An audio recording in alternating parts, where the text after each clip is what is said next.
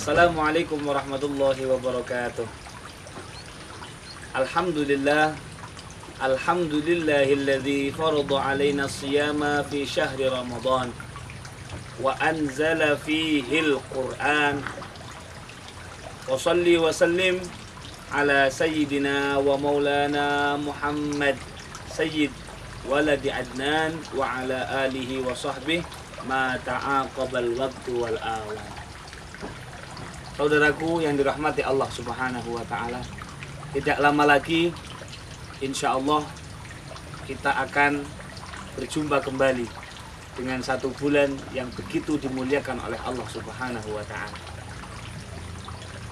yaitu bulan Ramadan. Kemuliaan bulan Ramadan bukan tanpa alasan.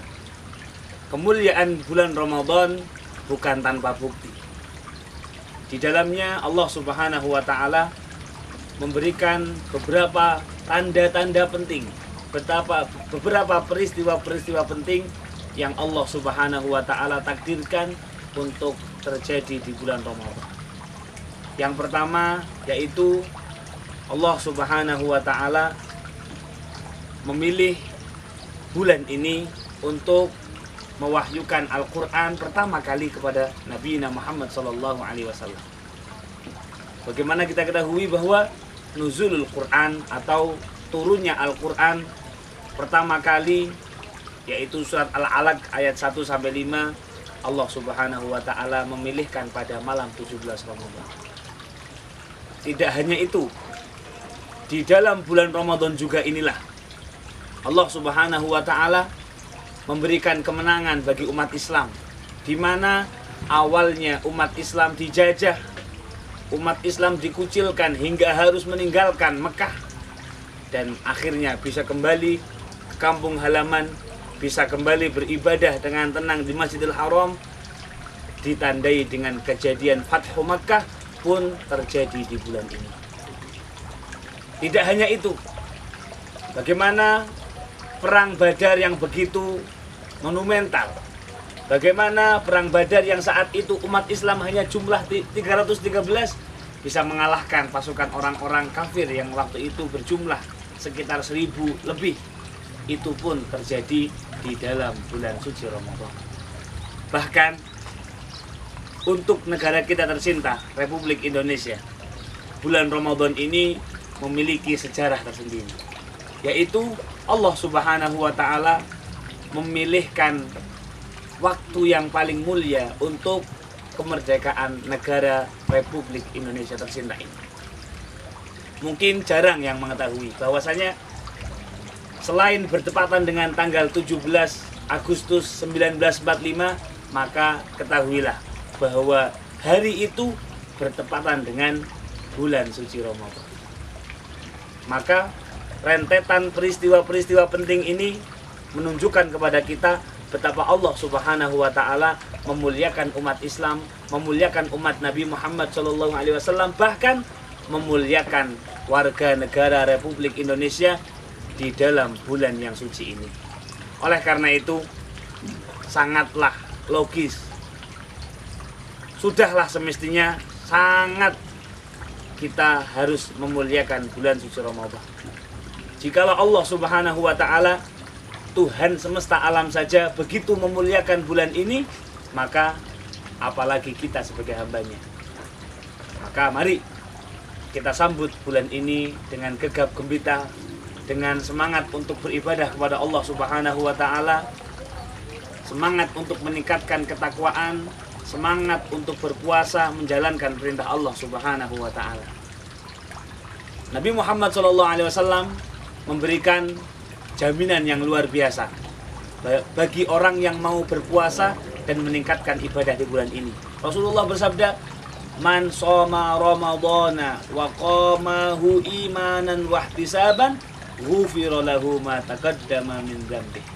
Yang artinya adalah barang siapa yang bersungguh-sungguh berpuasa di bulan ini, kemudian di malam harinya mengisi waktu-waktunya dengan beribadah kepada Allah, maka Rasulullah memberikan janji yang luar biasa, Allah akan mengampuni seluruh dosa-dosanya yang telah mengadu. Masya Allah. Oleh karena itu, mari siapkan jiwa dan raga kita, atur waktu dan pekerjaan kita, sehingga di bulan suci Ramadan ini kita bisa meningkatkan amal-amal ibadah, kita bisa berpuasa dengan baik, bisa ihya'ul lail, bisa menghidupkan malam hari bulan Ramadan. Insya Allah kita termasuk ke dalam golongan orang-orang yang mendapatkan ampunan dari Allah Subhanahu wa Ta'ala. Sebagai penutup, ada salah satu cerita yang begitu motivatif, salah satu cerita yang mungkin jarang diungkapkan.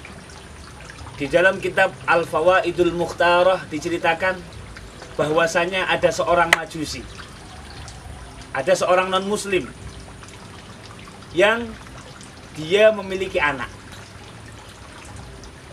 Pada suatu hari di bulan Ramadan, orang majusi ini melihat anaknya makan di hadapan orang-orang muslim. Dan tahukah Anda, orang tua yang agamanya majusi, yang non-muslim ini, ketika melihat anaknya makan di hadapan orang mukmin, dia marah besar. Anak itu kemudian dibawa pulang, dimarahi habis-habisan oleh orang tuanya. Catat, orang tua ini agamanya bukan Islam. Orang tua ini agamanya majusi, penyembah api. Tapi apakah penghormatan ini sia-sia? Tidak, wahai saudaraku. Di akhir umurnya, setelah beliau meninggal, sebagaimana adatnya orang majusi, orang tua ini kemudian dibawa ke lapangan, kemudian di situ sudah disambut dengan kayu bakar yang bertumpuk-tumpuk untuk pembakaran mayat tersebut. Subhanallah, apa yang terjadi kemudian? Ternyata setelah dibakar, orang tua ini tidak mempan dibakar oleh api. Sampai kemudian dipanggil orang-orang hebat agama majusi. Mungkin karena kurang mantranya, atau mungkin karena ada sesuatu yang salah. Dicoba terus-menerus, sampai akhirnya datanglah seorang alim ulama di saat itu memberikan pernyataan, memberikan statement bahwasanya orang yang mau kalian bakar itu adalah bukan lagi beragama majusi. Di akhir umurnya dia menyatakan keislaman, dia menyatakan bahwa dia asyhadu alla ilaha illallah wa anna muhammadan rasulullah. Dia mendapatkan hidayah dari Allah Subhanahu wa Ta'ala. Maka seluruh orang yang ada di daerah itu terkejut.